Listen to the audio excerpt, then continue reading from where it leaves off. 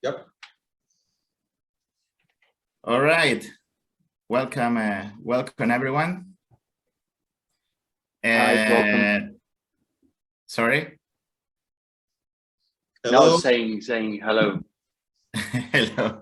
Welcome. This is Xavi and Juansi, and this is Genesis episode of the Hash Energy podcast. And of course, as the name indicates, this podcast will aim to discuss subjects related to Bitcoin and its relationship with the energy markets, in particular gas and energy monetization through Bitcoin mining. Obviously, both Xavi and myself, we have an energy background, but we're deeply interested in Bitcoin and the whole crypto and DeFi space and the revolution that's taking place.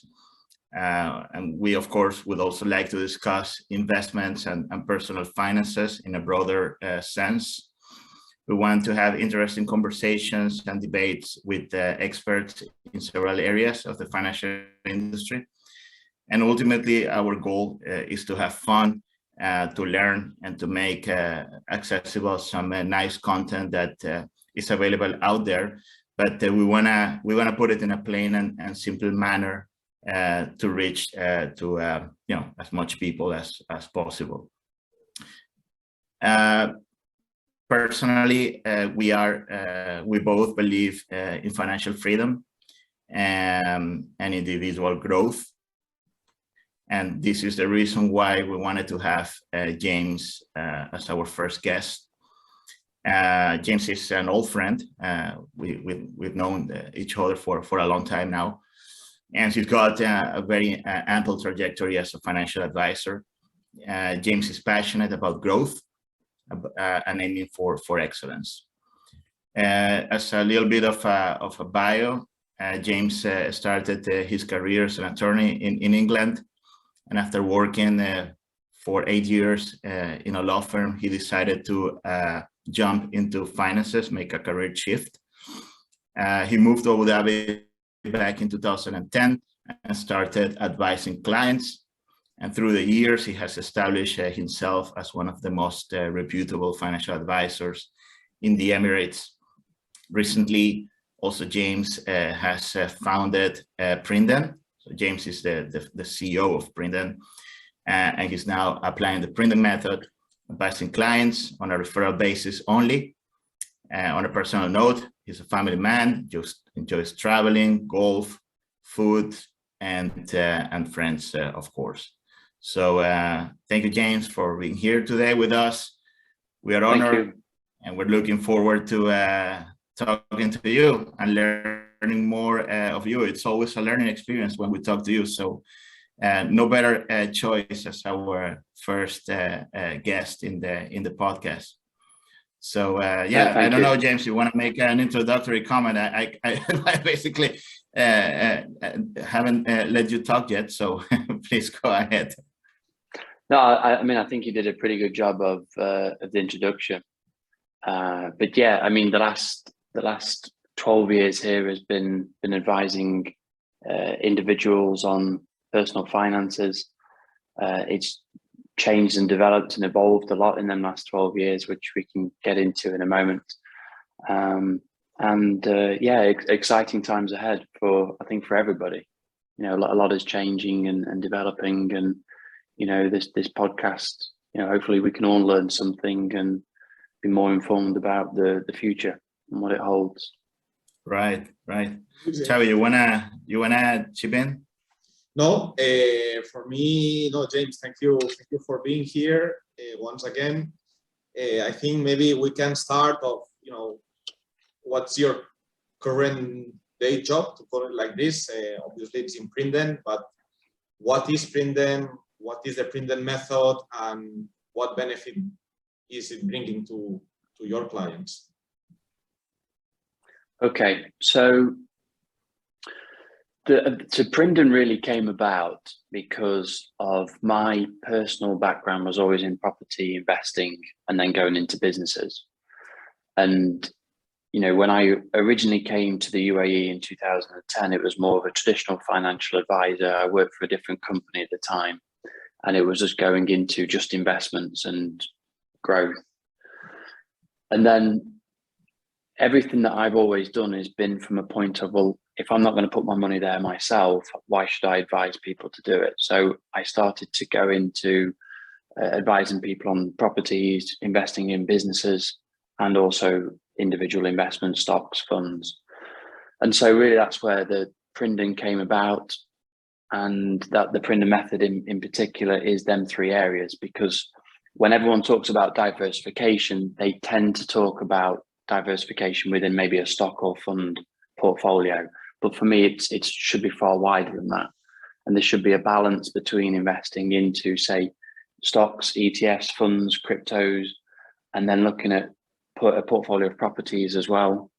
And then also investing into businesses. And for me, the business area is probably the most riskier of all. It's also potentially the most rewarding of all, but it's the one where I think individually you will develop your skill set, your capabilities, and you'll grow as an individual. Whereas if you're just investing into stocks, you're not really going to develop that much as an individual. Right. And likewise, as a business, as a property, you're not going to. But investing into a business, and then trying to look at, because the skill set that you need to develop that, you need to start to understand about marketing, sales, P&Ls, staff, employment, everything.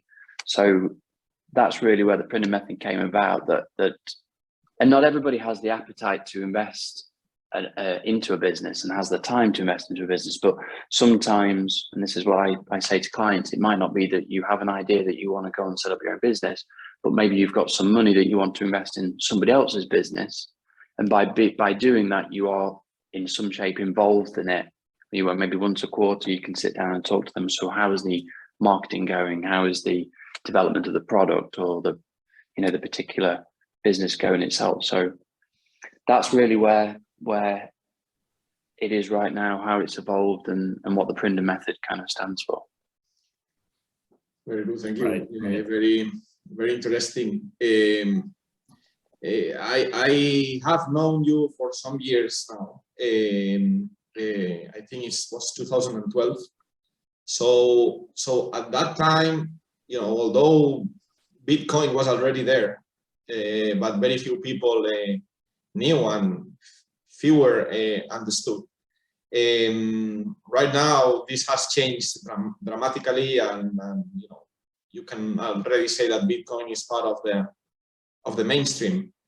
And I'm sure a lot of clients have been asking you, if it makes sense to add this new asset to their investment portfolios. Well, first of all, when did you hear first about Bitcoin? And then second question is, how are you advising the clients at the moment to add this new asset to their portfolio?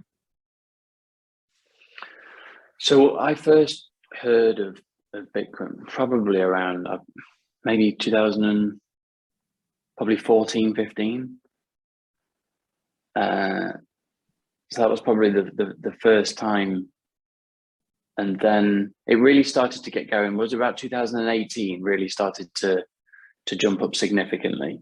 And what did you think? What did you think in 2014 when you first heard? Because at least for myself, this was a no-go. No, you're not having any information whatsoever, so you say, "I'm not touching that." So right. What was your first thought on that when you first heard? Okay, so the whole concept of a digital currency and cash and everything becoming obsolete, I think that makes sense in our future. But I didn't really understand the whole, the decentralization and centralization part of it at that point. It was just, okay, Bitcoin, because blockchain was coming in and around that space at the time, and how that's going to change the world.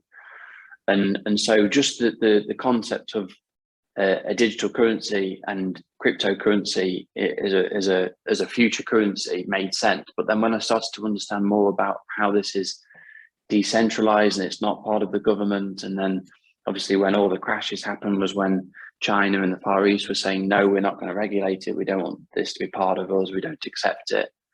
And how it was going from highs to lows and being super volatile, it then made you think, or made me think a little bit more skeptical about it. Yeah. You know, and it should this be an investment? Should this be part of our future? And what does it look like? Yeah, yeah. Because obviously, I think we have all kind of have a different trajectory, and you know how we have come to understand more about this particular asset. You know, in my personal experience, yeah, also like you, right? I heard about it a few years ago. In the beginning, you think, okay, it's just a digital currency. You know, like now there's a lot of talks about the central bank digital currency, right? And what that means, in my opinion, is probably the whole opposite to what Bitcoin is. But it took a while to me to understand that, you know, it's probably not a currency. It's not, at least in the sense that central banks wants to use blockchain to gain more control of individuals. But, you know, understanding that it's a whole different class asset. Some people compare it to gold. Some people compare it to a currency which is maybe you know, limited by scarcity. Would you consider that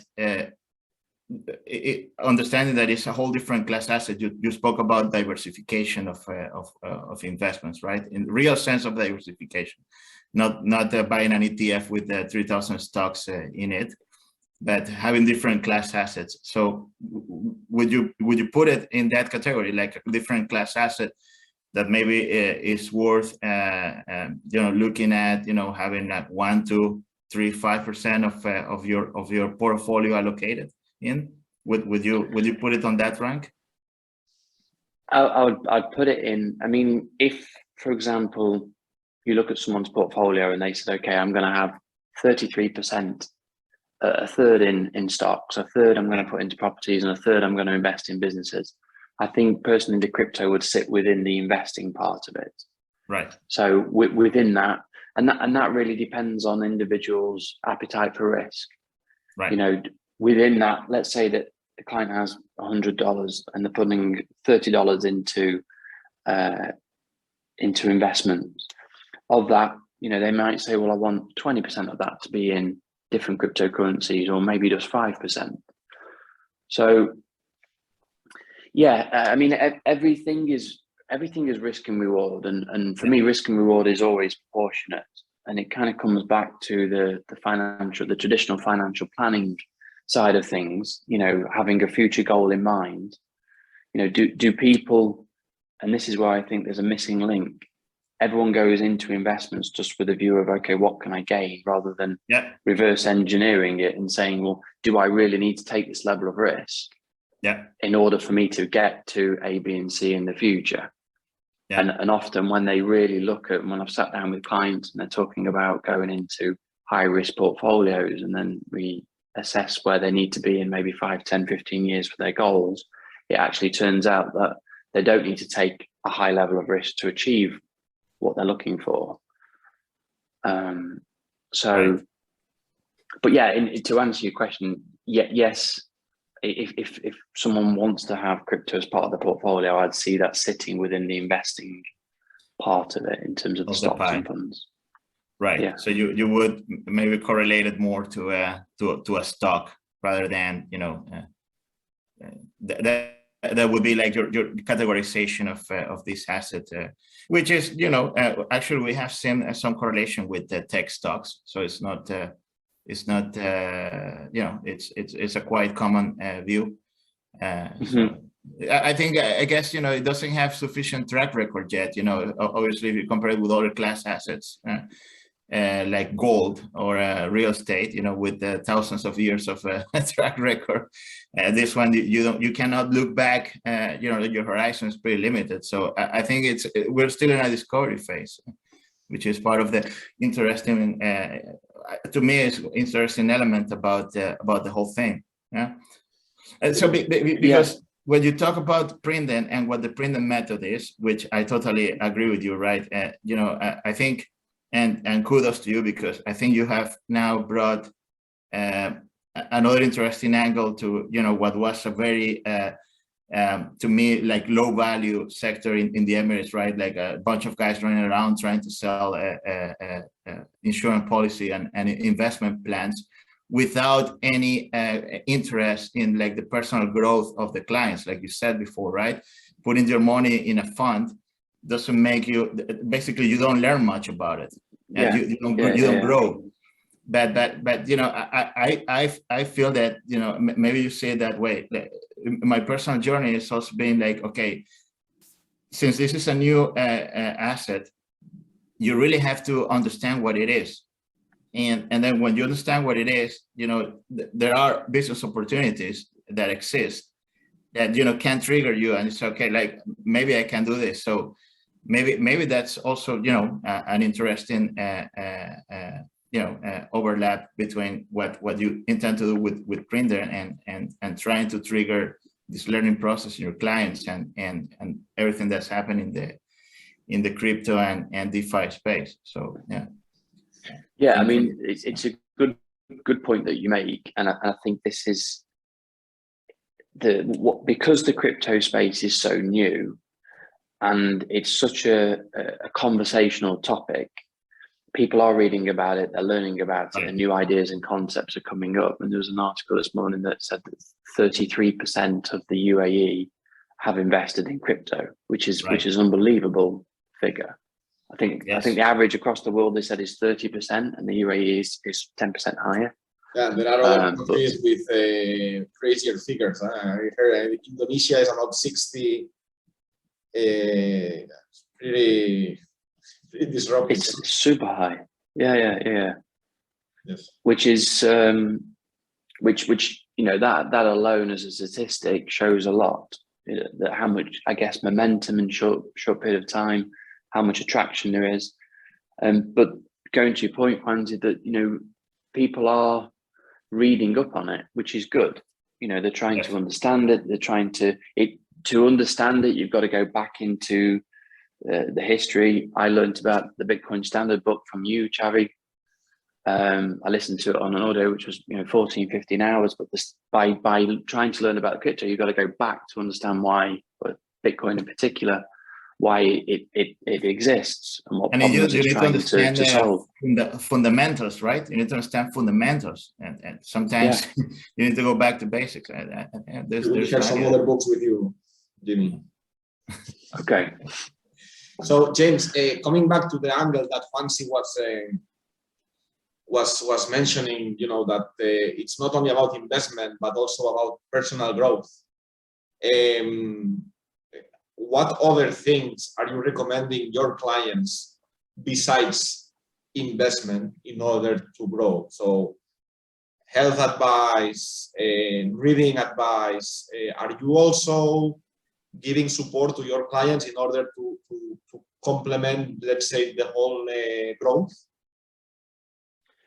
Yes, I mean, I'm living and breathing it myself, you know, on a daily basis, and some clients want to absorb that, and some clients are happy doing what they're doing. I mean, there's always the saying that, you know, where you are in your life today is a result of your patterns and your habits. So if you're happy with everything that you're doing, whether or not it's your finances, it's your relationship, it's your work, it's your career, if you're happy with where it is, then keep doing the habits. But if you're not happy with any particular area of that, then obviously something has to change.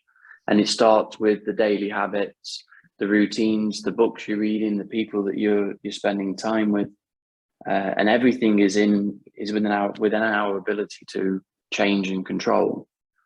And have you seen a correlation on the, let's say, level of growth, health, sports of your clients in regards to their financial results? So there's definitely, I mean, obviously with doing the job for a long period of time and having, you know, hundreds of clients, I've been sitting down and spending time and seeing people over the years evolve and develop, and some people's finances go up and some people's finances go down, and the changes of the careers. but there's always been a direct correlation between their values, their attitude, their personality, their habits, and for me, their wealth is, and you know, wealth is a broad topic in itself, but let's say they're just talking about money. For me, is a add up of all of the things that they're doing. So when they come and they meet with you and you look at their capabilities and the mindset and the values, you can almost calculate what their wealth is going to be as a result of X, Y, and Z. And I see that more and more. There's always a direct correlation between that. I think that's an awesome comment. You know, it's interesting. No, makes you think about a lot of stuff. Yes. Well, it is, but it's true in you can apply it to every area of life. You know, everything is about, for me, is about the value that you give to something. You know, if you look at the job that we all have, the income that you receive from that is a direct relationship between the value that you give to that company. If you're an employee, the more value that you give to that company, the more income that you generate that business, the more salary that you're likely to receive from that. And that goes across with the value that you create with your friends or your wife or your husband. You know, that the more effort that you put into something, the more reward that you get back out. It doesn't just have to be money, it can be happiness. You know, if you turn up and you put in an hour a day in the gym 5 days a week and you train for 3 years, the likelihood is you're going to be in a better physical shape than someone who hasn't put that in. So you know, the reward that you get at the back end is always has a relationship to the value that you create in that or the time that you put in. No, definitely agree. Hard work pays off. Right. Yeah, Juansi, go ahead, please. No, I just wanted to, James mentioned that he's got hundreds of clients. So I just I'm interested maybe in asking, what is it, do you have like a typical profile of clients or is obviously, if you are in the hundreds, you'll have all kind of people, but do you see like some trends on, you know, that what is your typical client, and you know, what do you advise to your typical client? So it's a good question because it's changed quite a bit over the years. So obviously when starting out in the business, you know, your clients is pretty much anybody and everybody in terms of, you know, because you're trying to build the business. And as time has progressed, now it becomes more it's not necessarily the higher net worth individuals, but for me, where I really enjoy spending time is the people that are hungry to grow. And I guess if I look at the clients that I have that I tend to spend more time with, it tends to be the ones that are saying, look, James, I've got this big goal. These are the things that I want to achieve. How do I get there? What do I have to do? And so that would be more the typical client right now that I will personally spend. I mean, there's a few other advisors within the firm, but it's changed and evolved, which I think any business normally goes through that. You know, you tend to spend more time in the future looking after the right fit type of clients, and you know that fits into the I guess the Prindon method that we're talking about. Very good. So and yes, please, James. No, I was just going to say, you may have noticed as well, we have something called the Prindon journey, which is helping clients understand the path to go through, because everything we're talking about now is around crypto and Bitcoin, and a lot of people will start out investing and going into that particular asset class, which for me as an advisor, I think is quite dangerous. Yes. You know, so that the method is helping them understand that you need to build the foundations first of your financial planning before you can move to the next step. So making sure that you have sufficient cash in place that, you know, if life throws a curveball at you or it's a rainy day, you can support yourself or the family before you start going into, and you start, you know, when you learn to swim, you don't go and jump in the deep end with no armbands. And for me, that's kind of a bit like going into, you've got to learn to understand your emotional control as well, which is a big part of investing. Yeah. So you're not advising your clients to YOLO their wealth into crypto. No, because I'm just kidding. Of course, you don't build a reputation that you have if you do that. That's obvious. I agree. Right? I mean, as much as you believe in something, it's a poor. I think it's a poor strategy to put your eggs only on one basket. Yeah, but, above all the advantages that one can think Bitcoin has, it's true that the volatility is one of the downsides at the moment. So right, the fact that you start to play above your league with such a volatility, you can grasp your fingers. So this is an aspect to be careful. Yeah. No, and that's also a good point, Charlie, because obviously. And this applies to Bitcoin or any risk asset, in a macroeconomic context like the one we have right now. Right now, no one knows what's going to happen. You mentioned, James, like the psychological angle to an investor. Obviously, you understand that very well. Probably some of your clients don't. So like, how are you dealing? I think that should be probably one of the toughest part of your job, right? Like when there's volatility in the market and then you start getting calls from people, like, James, what's going on? What's going to happen? What should I do? I mean, like, how do you handle that in the current volatility scenario? First, like, what do you tell your clients? How do you advise and how do you prevent them from doing crazy stuff like selling everything when the market drops 20%?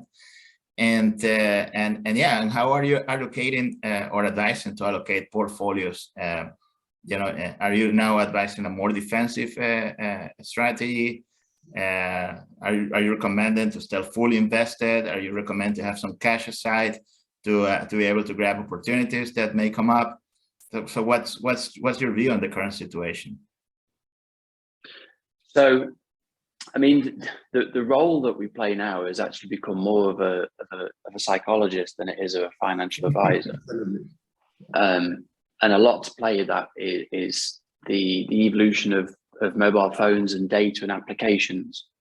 So I think the volatility definitely has been attributed to the fact that people now have the ability to view what's going on, seconds throughout the day, make immediate trade transactions. Where if you roll the clock back, 20 years, the traditional action that you would take to invest would be, you'd look at the newspaper, you'd pick a couple of stocks, you'd call the banker, or go and meet the banker, and you'd invest, and you probably wouldn't touch it for 6 months or a year. You wouldn't know what is happening. Yes. So I think volatility is attributed to social media. That a lot of people are trying to offer advice and say, what they think is going to happen.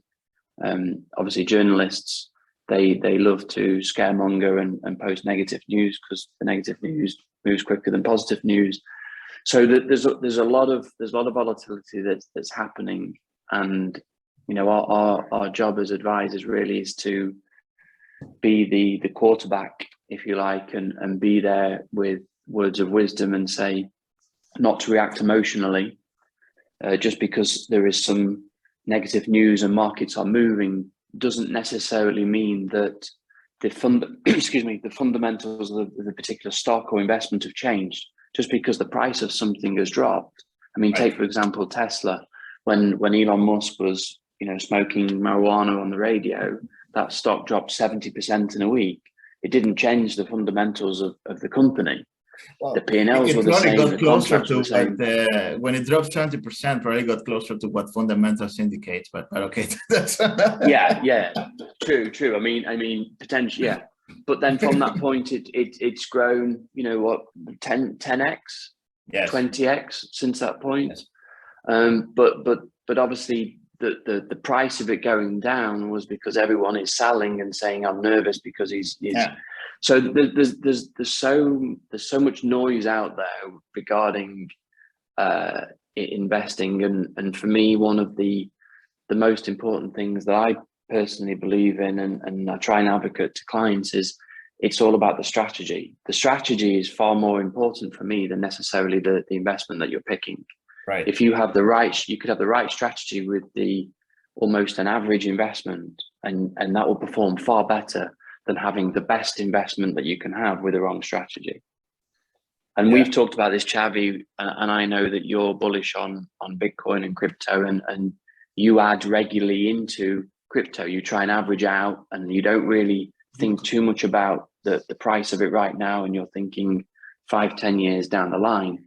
And what you're trying to do is you just keep adding in and adding in, and what you're doing there is applying a really good strategy to an investment, and you're almost ignoring the noise out there, and what we should be doing, like right now when markets are quite low because of the news that's out there.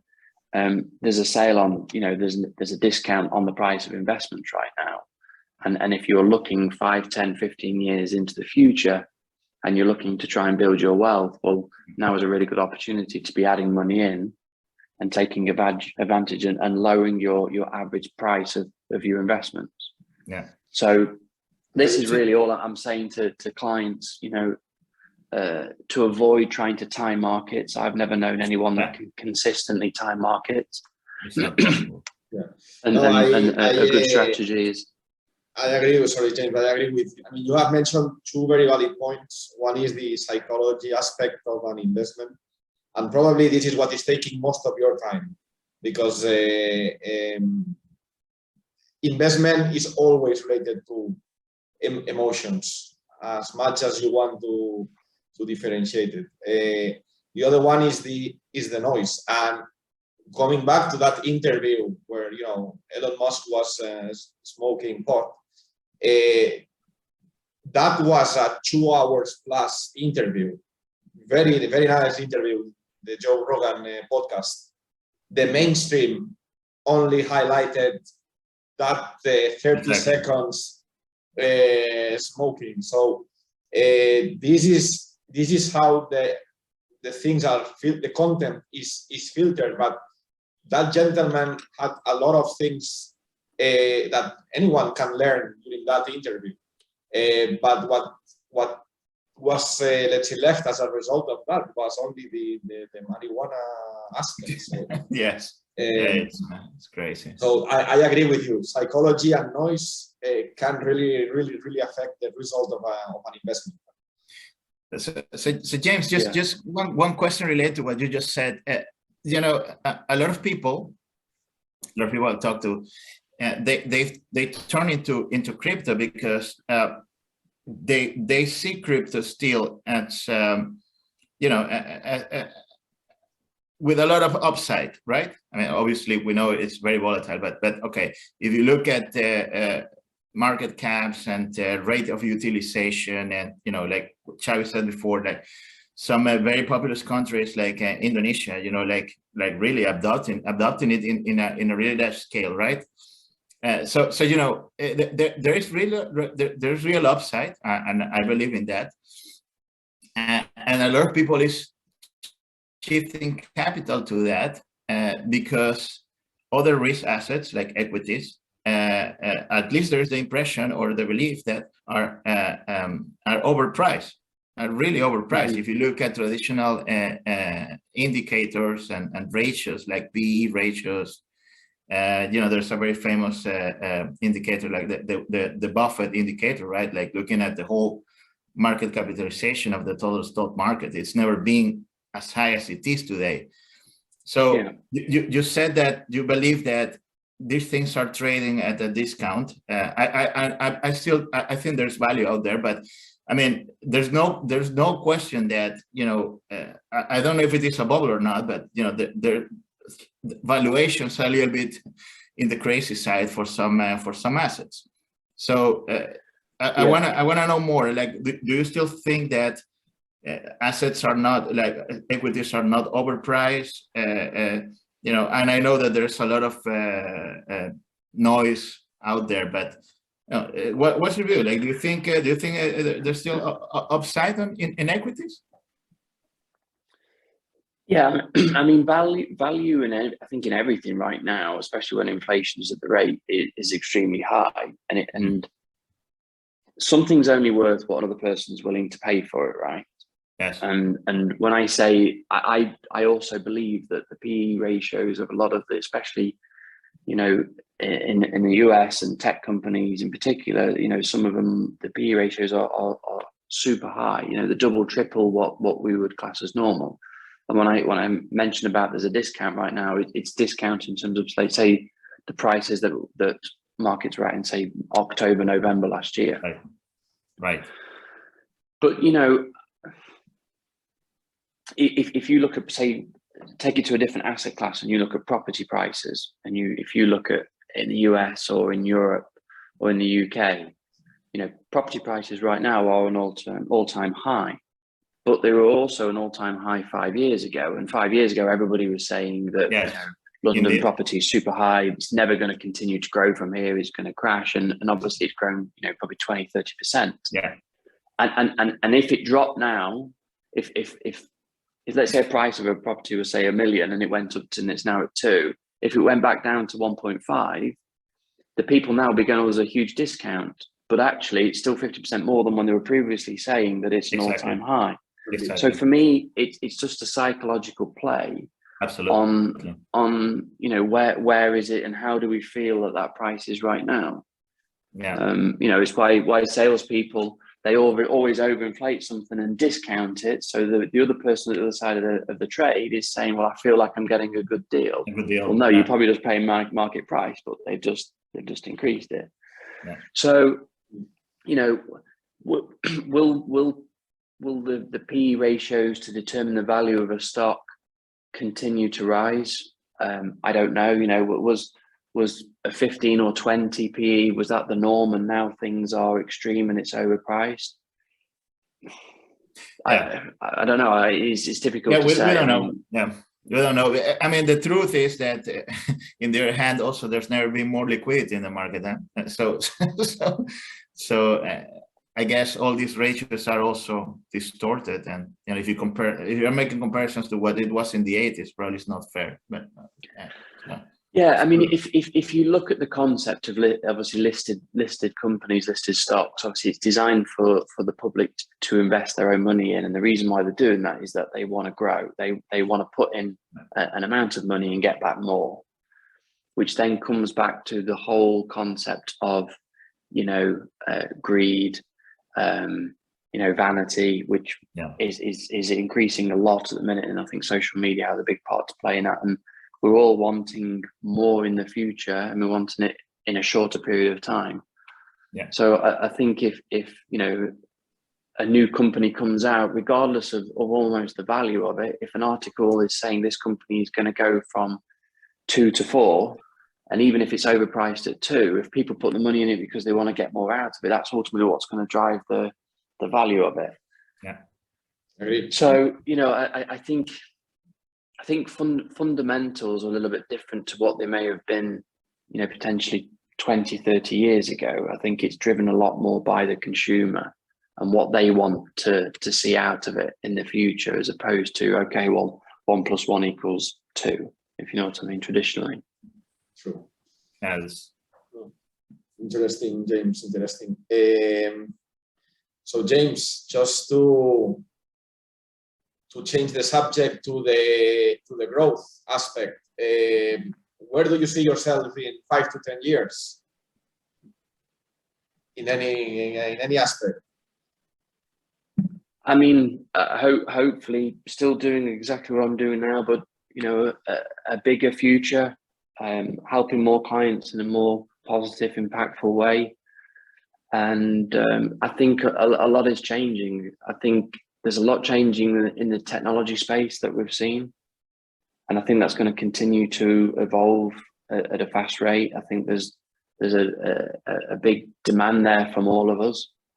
And I think there's a lot of money being pumped into it from the other side of that. So I think that's going to evolve. But what I'm really excited in seeing is more around the healthcare and how that evolves, because, you know, diseases, detection of things, us becoming more informed about, you know, our bodies.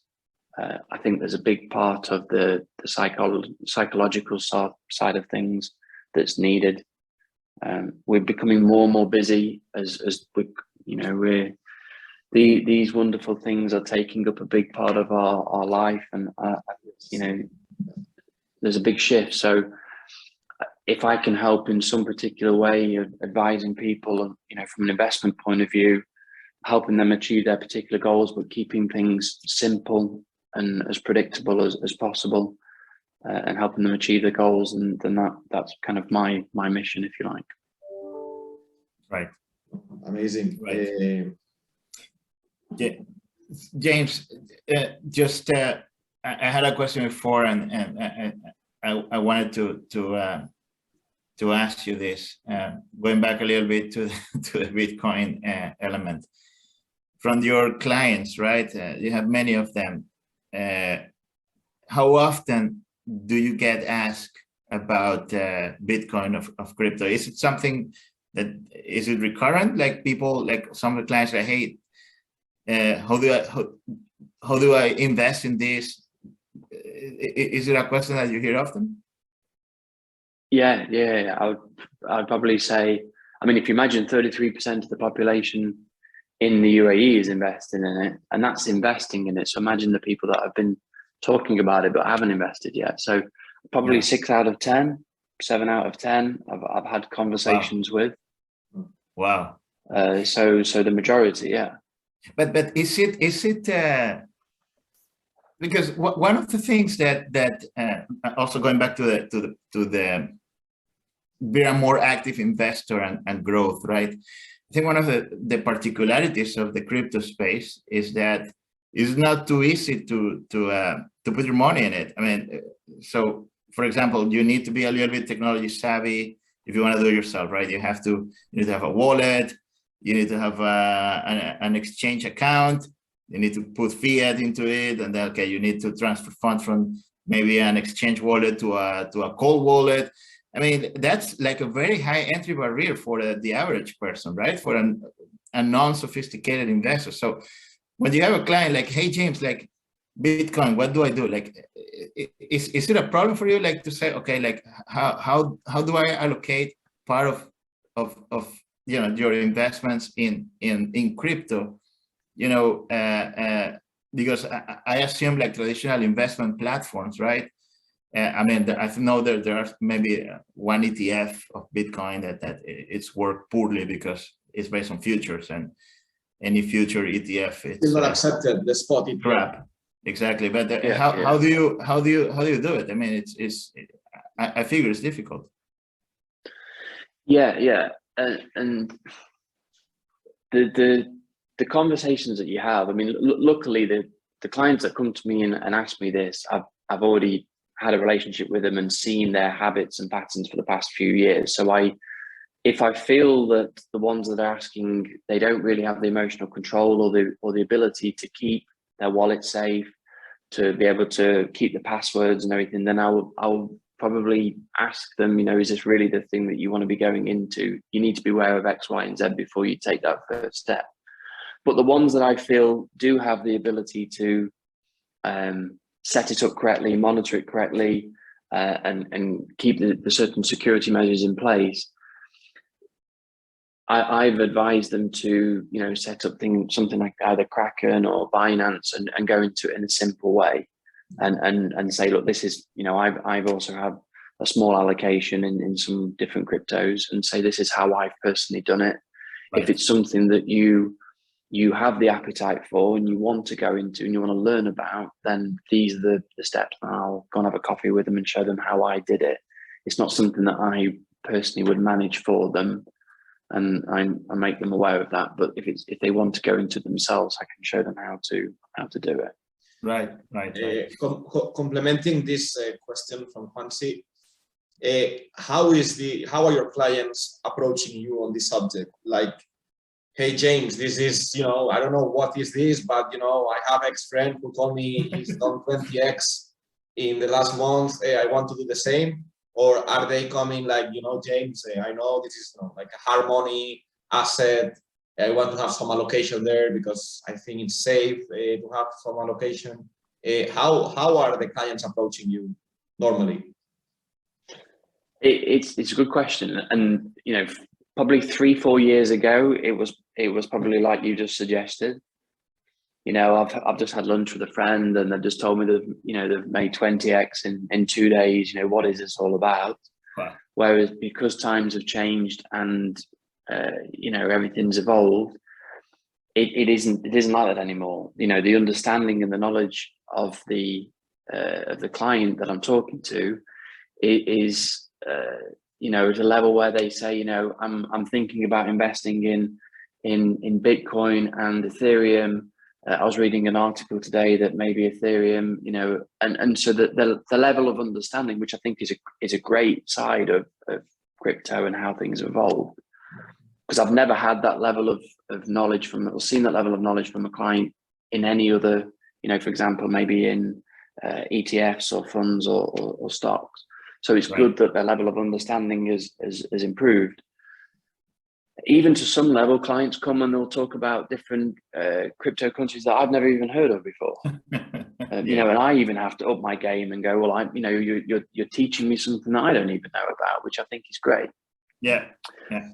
So it's definitely changed, and it does vary from an individual to an individual. The younger generation clients are definitely more informed about new cryptocurrencies, and even NFTs are becoming a topic. I mean, there's been talk from clients for probably about 7-8 months now on NFTs. How do I get into it? Do I need to allocate my money into this? How is this going to be linked to the blockchain? It's changing. Very tough questions for a financial advisor. Someone is asking you about allocating NFTs. But it's an important question, and it's one which I mean, you both know me quite well, and it's not an answer that I would just give somebody and say either forget about it or invest in it.